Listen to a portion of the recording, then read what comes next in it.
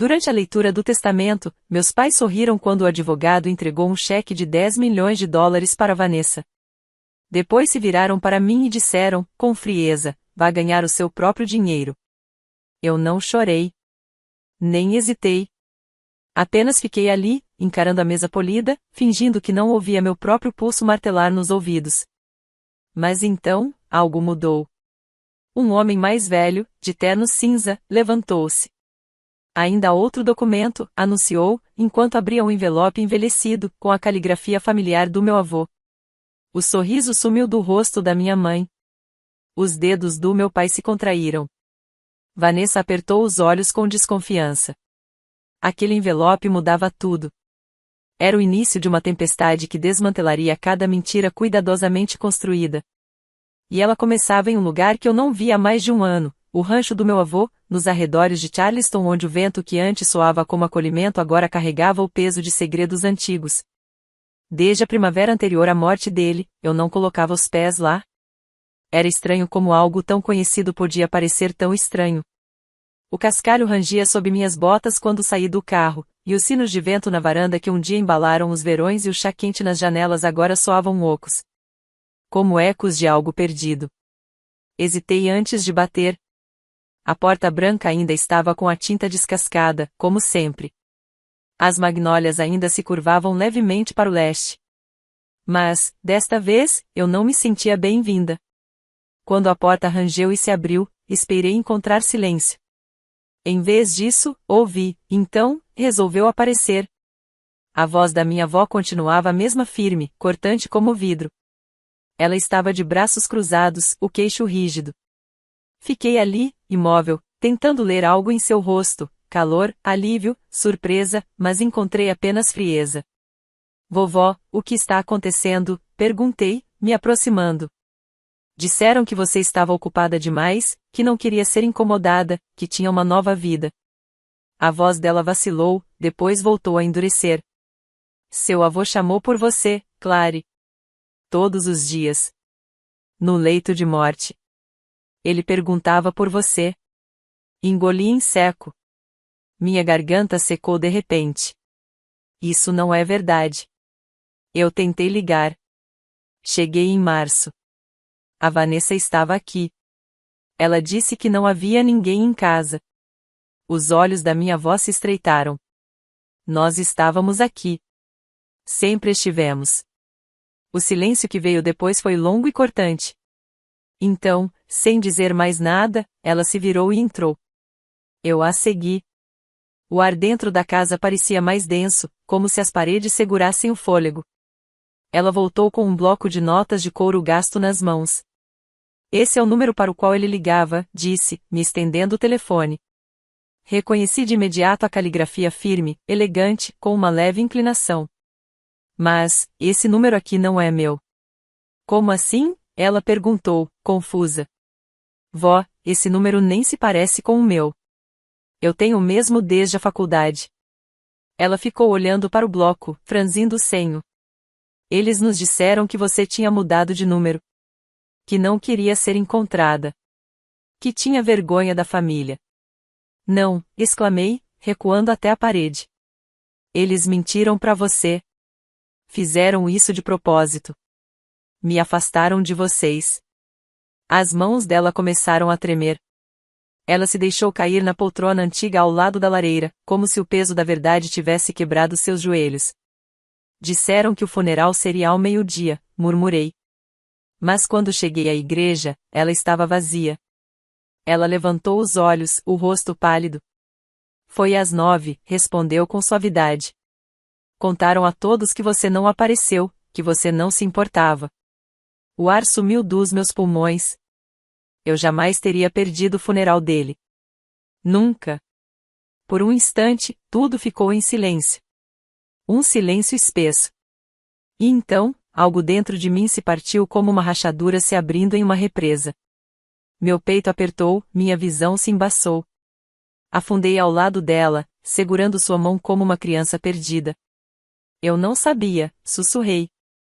Nem sabia que ele estava doente, até ser tarde demais. Sua expressão suavizou, e sua mão roçou a minha com leveza. Agora sabemos a verdade. É isso que importa. Nós sabemos.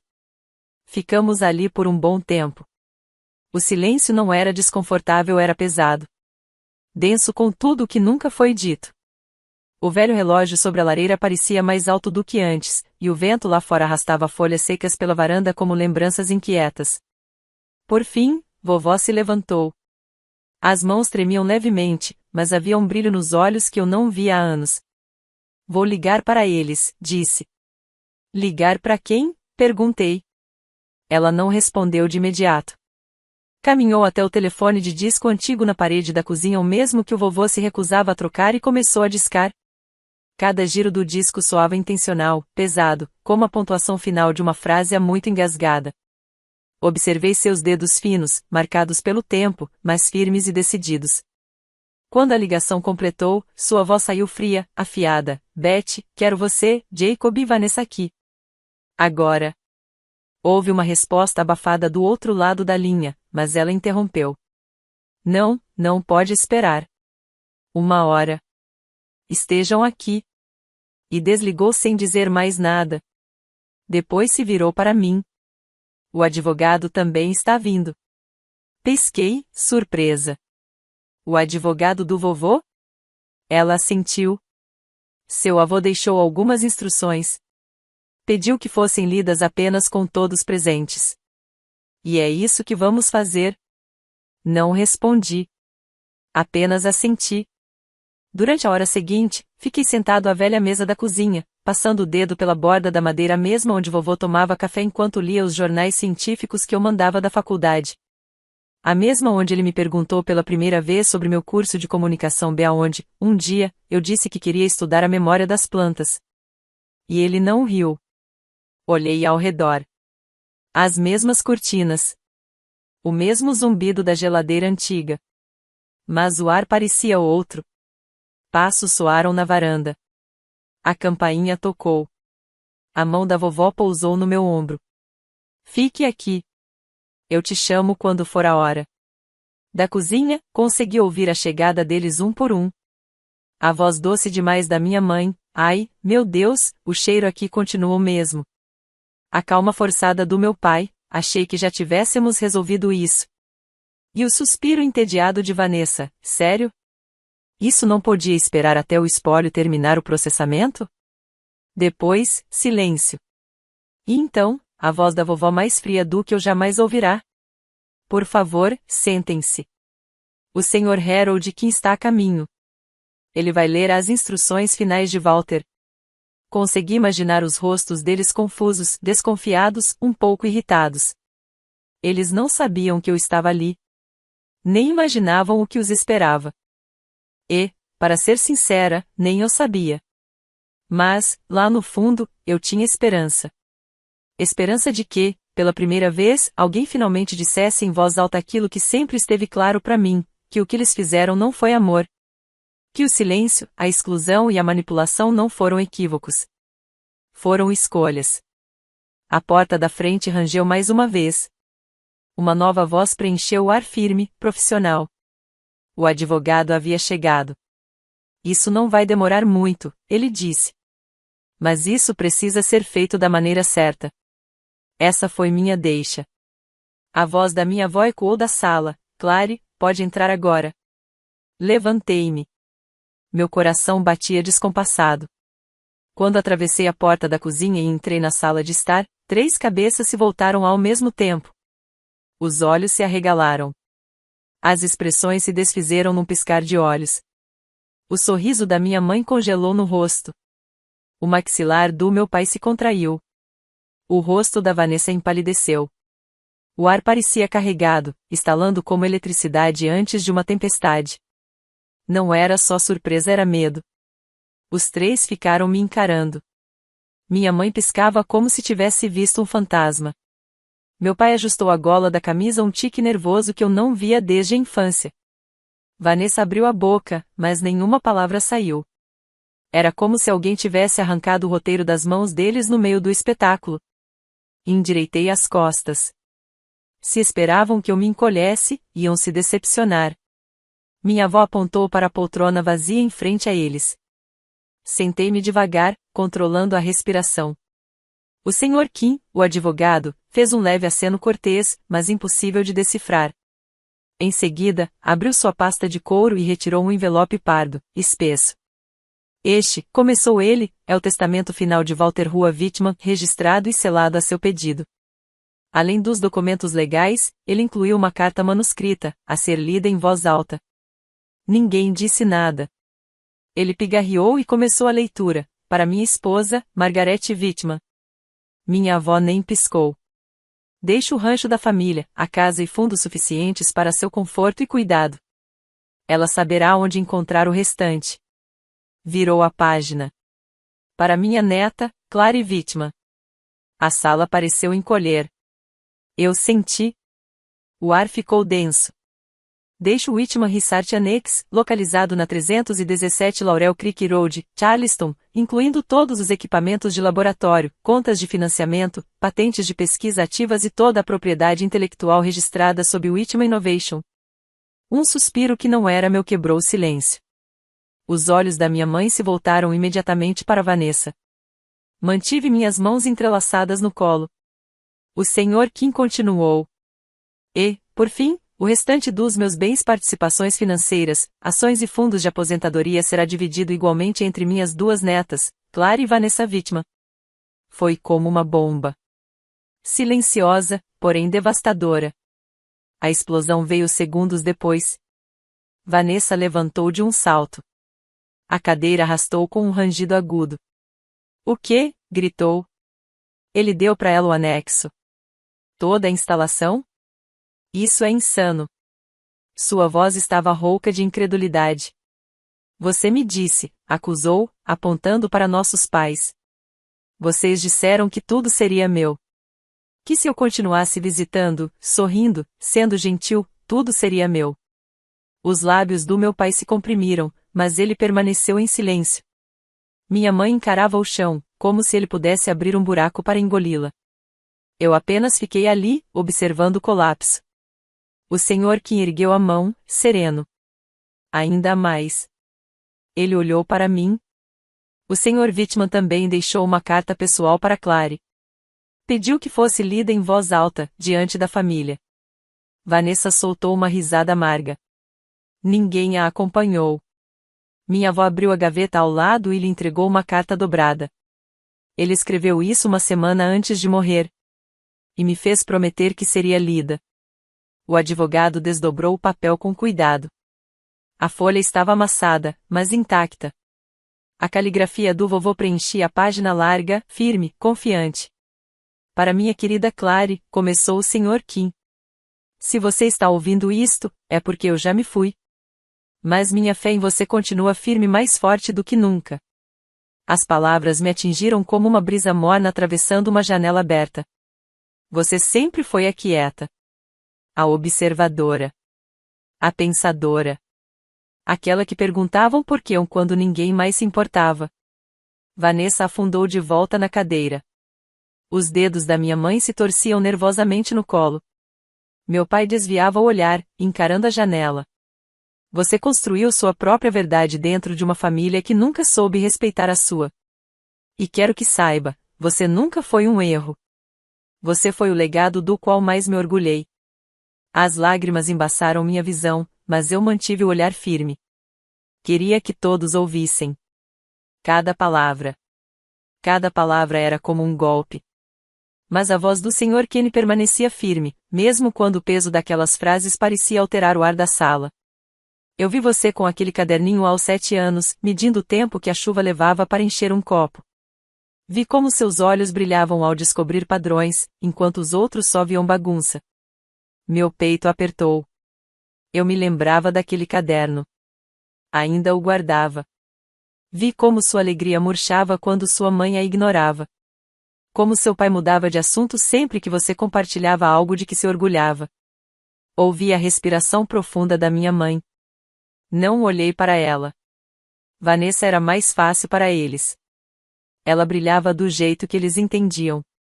Mas você, Clary, você brilhou de uma forma que eles não conseguiram traduzir. E, em vez de aprender sua língua, preferiram te silenciar. Vanessa se remexeu na cadeira, os braços cruzados com força. Não a culpo totalmente. Ela apenas interpretou o papel que lhe foi dado. Mas você, Clary, você escreveu o seu. E isso, minha menina, exige coragem. Uma lágrima escorreu pelo meu rosto. Não me preocupei em limpá-la. Lembro do dia em que você ganhou sua primeira feira de ciências. E me pediu para esconder o troféu. Disse, talvez, se eu não mostrar, eles parem de olhar para mim como se eu fosse de outra família. Um suspiro abafado veio do outro lado da sala. Talvez meu pai. Você merecia celebração, Clary. Não invisibilidade. E embora eu não possa apagar o passado, posso te dar algo que seja só seu. Um lugar onde você possa construir livremente, sem pedir desculpas, longe das sombras deles. O Sr. Kenny fez uma pausa. Dobrou a carta com cuidado. O silêncio que veio depois não era vazio. Era denso, cheio de memórias, ressentimentos e, por fim, clareza. Engoli seco e pigarreei. Eu me lembro daquela feira de ciências, disse em voz baixa, rompendo o clima. Mamãe não foi. Tinha o ensaio da Vanessa. Vanessa abaixou a cabeça. Me vi voltando para casa com aquele troféu na mão, como se fosse um erro. Um pecado. Papai, por fim, falou, Clary, não é hora de reviver o passado. Não, respondi com a voz firme e seca. É a única vez. Porque tudo que eu ouvi de vocês dois foi, por que não pode ser mais como sua irmã? Virei o rosto para Vanessa. E de você? Toda vez que eu tentava me orgulhar de algo, você transformava isso numa ameaça. Ela riu, sarcástica. Ah, por favor. Você sempre se fez de vítima. Eu trabalhei pelo que tenho. Assenti lentamente. Quer dizer, visitava o vovô quando era conveniente. Sorria quando pediam. Dizia as coisas certas, porque sabia que teria recompensa. A expressão dela endureceu. E daí? Acha que você é tão pura assim? Você sumiu por anos. Não. Minha voz subiu. Eu fui silenciada. Você disse pra vovó que eu não queria vê-la. Deu ao vovô um número falso. Você garantiu que nenhuma mensagem dele me alcançasse. Isso não é ausência. Isso é sabotagem. Minha mãe se levantou bruscamente. Chega. Clary, você está distorcendo tudo. Essa família já passou por muita coisa. Essa família, interrompeu minha avó com firmeza, viveu uma mentira. E eu permiti isso por tempo demais. Minha mãe virou-se para ela, atônita. Mãe, não. Eu vi vocês ignorando a dor da Clary. Acreditei quando disseram que ela não ligava. Eu deveria ter sabido. Eu deveria ter escutado. Meu pai se remexeu na cadeira, desconfortável. Olha. Clary teve educação, acampamentos de pesquisa, viagens. Isso não veio do nada. Não, respondi. Mas também não veio de vocês. Foi o vovô. Cada centavo. As bolsas de estudo que ele encontrou, as passagens, os diários que ele assinava para mim. Metade do tempo vocês nem sabiam onde eu estava. Minha voz falhou. Vocês me fizeram sentir um peso. Ele me fez sentir vista. Vanessa levantou-se, as mãos tremendo. Isso é ridículo. Disseram que tudo seria meu. Eu fui quem ficou. Eu era a filha boa. Não, disse eu, com calma. Você foi a artista, a escolhida. Eu era escondida. Mas o vovô nunca me esqueceu. E agora, você não pode mais me apagar. O rosto de Vanessa se contorceu de raiva. E por que você deveria ganhar alguma coisa? Só porque é uma nerd deprimida de jaleco? Sorri, sem arrogância. Não. Eu recebi algo porque conquistei o amor dele de verdade. E essa é a única coisa que você nunca entendeu, amor não é uma performance. Foi então que minha avó se levantou. Caminhou até o centro da sala com passos lentos, mas firmes, inabaláveis. Lamento que Walter tenha deixado algo para você, disse ela, olhando diretamente para Vanessa. Você interpretou o papel direitinho, sim. Mas nunca foi amor. Foi uma troca. E tenho vergonha de não ter percebido isso antes. Ela se virou para todos. Saíam. Vocês não são bem-vindos aqui. Minha mãe engasgou. Mãe, não. Fora, repetiu vovó. Agora. Por um momento, ninguém se mexeu. Até que Vanessa pegou a bolsa e saiu furiosa, os saltos batendo no assoalho como tiros. Meus pais vieram logo atrás, atordoados, murmurando algo sobre contestar legalmente o testamento. Mas, pela primeira vez na vida, eles foram embora sem levar nada com eles. A porta se fechou. Sem escândalo. Apenas firmeza. Fiquei ali, parada, sem saber o que sentir. A sala estava em silêncio. Não era tenso. Não era triste. Era livre. Minha avó passou por mim e se sentou lentamente no sofá. Suas mãos, que haviam tremido minutos antes, agora repousavam serenas no colo. Eles vão voltar, murmurei, quase num sussurro. Sempre voltam. Talvez, ela respondeu. Mas desta vez, não precisamos deixá-los entrar. Demorei para absorver aquelas palavras. Por tempo demais, vivi sob um contrato invisível. Se eu fosse boa o bastante, útil o bastante, brilhante o bastante, talvez fosse notada. Talvez um dia me chamassem de filha, de irmã, de família sem hesitação. Mas ali, com as palavras do meu avô ainda ecoando na sala, algo finalmente se tornou claro. Eu estava tentando ganhar amor de pessoas que nunca tiveram nenhum para dar. O vovô, ele já sabia disso. Muito antes de mim. Acho que preciso de um pouco de ar, falei. Minha avó assentiu, e fui até a varanda dos fundos. As tábuas rangiam sob meus pés, um som que antes significava lar. Agora, parecia significar mudança. As magnólias ainda floresciam no canto do jardim. Atrás da cerca, o mesmo campo de terra vermelha onde meu avô me ajudou a construir minha primeira estufa. Eu era só uma menina. A estrutura caiu em 2 semanas. Ele disse que foi um desastre total. E rimos disso por anos. Pensei naquela garota de 10 anos, com os joelhos sujos e os olhos cheios de mundo, e me perguntei há quanto tempo ela havia sido soterrada por expectativas que nunca foram dela. Quando voltei para dentro, minha avó estava colocando a chaleira no fogão. Movia-se devagar, mas cada gesto era firme e intencional. Sabe, ela disse, Walter começou a planejar aquele anexo de pesquisa há 5 anos. Antes mesmo de ficar doente. A encarei, surpresa. Ele queria que você tivesse um lugar onde não precisasse de permissão para ser quem é. As lágrimas vieram antes que eu pudesse detê-las. Não eram tremidas, nem dramáticas, eram calmas. Um tipo diferente de choro. Um alívio.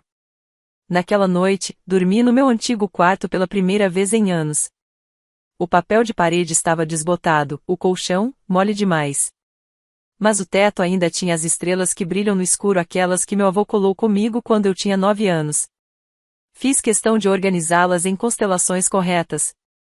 E ele nunca questionou. Deitada ali, percebi outra coisa. A casa, já não parecia mais assombrada. Parecia que tudo estava, de alguma forma, se recompondo. Na manhã seguinte, preparei café para nós duas e levei até a mesa da cozinha, aquela mesma que eu costumava evitar sempre que meus pais apareciam. A vovó dobrou o jornal e me deu um sorriso cansado, mas cheio de ternura. E agora?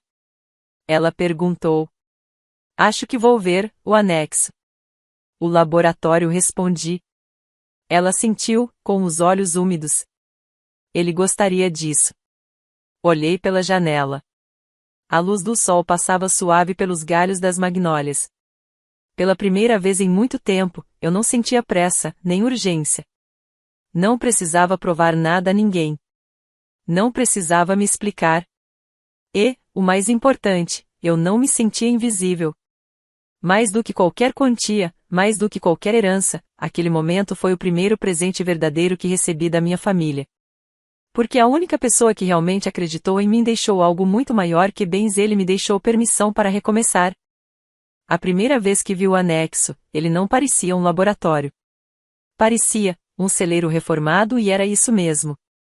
No fim de uma estrada empoeirada perto de Laurel Creek, a construção simples tinha vigas de madeira largas, telhado de zinco e portas duplas que mais lembravam um estábulo do que um centro de pesquisa.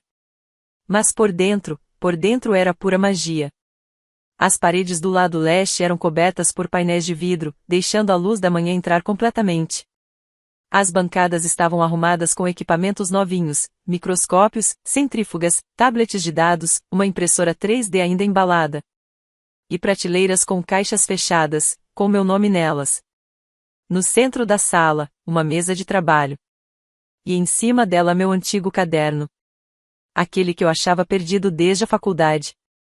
Capa gasta, páginas rasgadas, caligrafia bagunçada e diagramas de sistemas de comunicação de abelhas. Meus joelhos quase cederam. O vovô não tinha só construído um laboratório. Ele construiu um lar para minha mente. Nas semanas seguintes, me mudei para o anexo em tempo integral. Recrutei 2 amigos da pós-graduação tarêmica que, como eu, ainda acreditavam teimosamente que a ciência podia ser humana.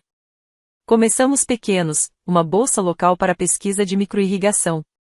Depois, uma parceria com uma cooperativa agrícola para testar rotações sustentáveis de culturas. Cometemos erros.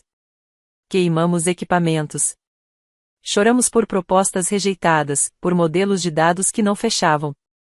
Mas aparecíamos no dia seguinte. Sempre. Abri as portas de um lugar onde ninguém me pedia explicações. Onde ideias não eram ridicularizadas, apenas testadas. Onde ser intensa, silenciosa ou inteligente não era algo que precisasse ser corrigido. Numa tarde, depois de uma rejeição particularmente dura, me vi sozinha no anexo. As luzes apagadas, o chão coberto por rascunhos e xícaras de café. Sentei perto do armário de armazenamento e tirei da bolsa a carta do vovô, aquela que pedia ao Sr. Kenny para guardar comigo. Desdobrei o papel, encontrei a frase que já havia lido 100 vezes e sussurrei para o vazio. Você escreveu seu próprio papel. Não era apenas um elogio. Era um chamado. Naquela noite, escrevi uma nova proposta. Não era sobre irrigação. Era um programa de ciências para jovens em escolas rurais para crianças como eu fui, caladas, curiosas, invisíveis. Chamamos de Iniciativa Pequeno Cientista. No primeiro ano, trabalhamos com apenas 12 alunos. Eles vinham de escolas onde os livros didáticos ainda estavam amarelos pelo tempo, onde ninguém jamais tinha segurado um microscópio. Demos a cada um deles um caderno de couro, uma réplica do meu com as palavras do vovô gravadas na primeira página. Escreva o que eles não entendem. Um dia o mundo vai entender. No outono, uma menina tímida chamada Ember, 13 anos, sempre escondida atrás do próprio cabelo, me mostrou páginas e páginas de observações sobre o comportamento de abelhas. Feitas sozinha. Em silêncio. Seus cálculos estavam tortos, a gramática confusa. Mas sua mente brilhava. Quando eu disse isso a ela, ela me olhou como se eu tivesse lhe entregado um planeta. Você realmente leu? Ela sussurrou. Eu sorri. Claro que sim. E foi naquele instante que compreendi. Não se tratava de substituir o que perdi. Tratava-se de plantar algo novo, em solo fértil, e deixá-lo crescer sem medo. O e-mail chegou 3 anos depois da leitura do testamento. Era de um advogado, não o Sr. Kim, mas alguém que representava Vanessa Whitman. O assunto era curto e direto: solicitação de visita, anexo de inovação Clary Whitman. Minha primeira reação foi de alerta. Presumi que fosse uma tentativa de reabrir o testamento, contestar cláusulas, mexer em algo que já estava em paz. Mas quando Vanessa chegou, eu mal a reconheci. Nada dos saltos de grife, nada do cabelo perfeito ou maquiagem impecável. Ela usava um casaco azul marinho, grande demais para o corpo. Caminhava devagar, como se quisesse passar despercebida. Eu estava em pé ao lado do retrato do vovô, pendurado acima da recepção. Quando ela o viu, parou. Ele sempre soube quem você era, disse em voz baixa. Mesmo quando eu não soube. Especialmente quando eu não soube. Por um momento, não soube o que responder. Apenas assenti. Eu gostaria de ver, ela pediu. O laboratório. O trabalho. O que você construiu com ele. Eu poderia ter dito não. Mas não disse. Levei Vanessa para um passeio pelo complexo. Mostrei as estufas, as salas de pesquisa, o mural com fotos dos nossos alunos e da iniciativa científica. Ela pouco falou, mas fez perguntas simples, honestas. Como você financia tudo isso? Para que serve esse equipamento? As crianças publicam os próprios resultados? Quando chegamos à horta comunitária onde famílias locais cultivam alimentos com nossas técnicas, ela parou. Havia crianças colhendo alface, uma mãe e um filho rindo perto das composteiras, um pai medindo a umidade do solo com nossos kits. Vanessa se virou para mim. Sua voz tremeu. Eu não espero que você me perdoe. Fiquei em silêncio. Só queria ver o que ele deixou para você. E o que você fez com isso? Ela não chorou. Mas suas mãos não paravam de se mexer puxando as mangas, traçando círculos invisíveis no corrimão. Deixei que ela ficasse o tempo que quisesse. Sem julgamentos. Sem cobranças. Só a verdade. Não conversamos com frequência, mas desde então, 2 vezes por ano, Vanessa se voluntaria no nosso acampamento científico. Ajuda os alunos com apresentações, ensina a explicar dados em linguagem simples, dá dicas de como se expressar com confiança. As crianças adoram. Algumas a chamam de Coach V. No fim do seu primeiro verão como voluntária, ela me entregou uma pasta. Escrevi um guia de comunicação para crianças tímidas, disse, quase envergonhada.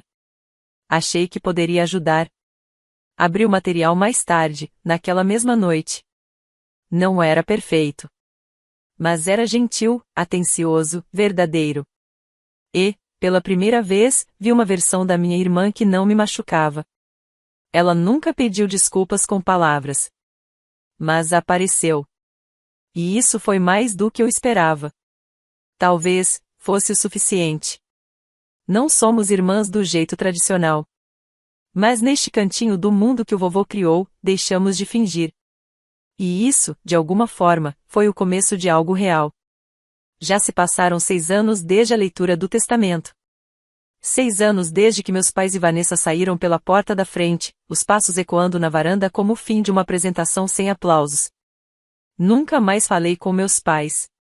Às vezes vejo os nomes deles em e-mails que não abro, ou em reportagens sobre instituições de caridade ou investimentos na Flórida, onde se aposentaram cedo. Não os odeio. Mas também não sinto falta. O que permanece é o trabalho. O anexo cresceu além de tudo que eu um dia imaginei. Aquele celeiro modesto virou um verdadeiro campus de pesquisa, 4 laboratórios, 3 estufas e mais de 60 acres de campos experimentais. Desenvolvemos variedades de sementes resistentes à seca que hoje alimentam milhares de pessoas no sul do país, onde as culturas tradicionais não conseguem mais sobreviver. Fizemos parcerias com universidades, do Quênia ao Brasil, compartilhando descobertas em agricultura regenerativa. E, no mês passado, subi ao palco em São Francisco para receber uma Bolsa Nacional de Inovação Climática. As luzes estavam fortes, mas eu não vacilei. Vestia um terno azul marinho e levava no bolso do peito o relógio de bolso do meu avô, aquele que minha avó me entregou no ano passado. As iniciais dele já quase apagadas. Dentro da tampa, uma pequena foto minha, aos 10 anos, orgulhosa ao lado do meu projeto de comunicação com abelhas, sorrindo de orelha a orelha.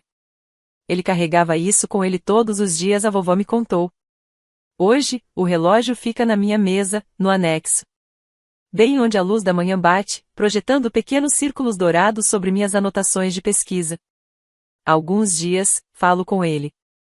Não com palavras, mas em silêncio. Quando um experimento dá errado. Quando uma criança do nosso programa conquista uma bolsa de estudos. Quando lembro de como quase acreditei que eu não importava. Mas ele nunca me deixou desaparecer. Nunca de verdade. E agora eu entendo por quê. Legado não é um monumento. É um mapa. Um caminho feito de escolhas, de gentilezas, de pequenos marcos deixados para trás para que alguém possa encontrá-los quando o mundo tenta apagar tudo. Hoje, minha avó mora num pequeno apartamento anexo à minha casa na cidade. Está mais devagar, um pouco mais esquecida, mas ainda é a pessoa mais perspicaz que conheço. Tomamos café juntas todas as manhãs na sala. Ela me conta histórias do vovô que eu nunca tinha ouvido. Como ele plantou uma árvore só para fazer o pedido de casamento. Como ele acreditava que a terra podia guardar lembranças de bondade. Como ele sempre soube que eu voltaria. E talvez ele estivesse certo. Talvez eu precisasse ir embora para entender o que significava voltar. Algumas noites, caminho até o fim dos campos do anexo, passando pelos canteiros de irrigação solar, pelos espaços que as crianças usam, até chegar ao velho banco de madeira que meu avô fez com as próprias mãos. De lá, dá para ver as estrelas. As reais, não aquelas que brilham no escuro no teto do meu quarto de infância. Mas, mesmo assim, elas me lembram dela, da menina que eu fui. Aquela que perguntava por quê. Mesmo quando ninguém se importava em responder. Aquela que se recusava a ser apagada. Aquela em quem ele acreditava. E, em noites como essa, quando o vento atravessa as árvores do jeito certo, eu juro que ouço a voz dele soprando entre as folhas. Escreva as coisas que eles não entendem. Um dia o mundo vai entender. E agora, finalmente, ele entende.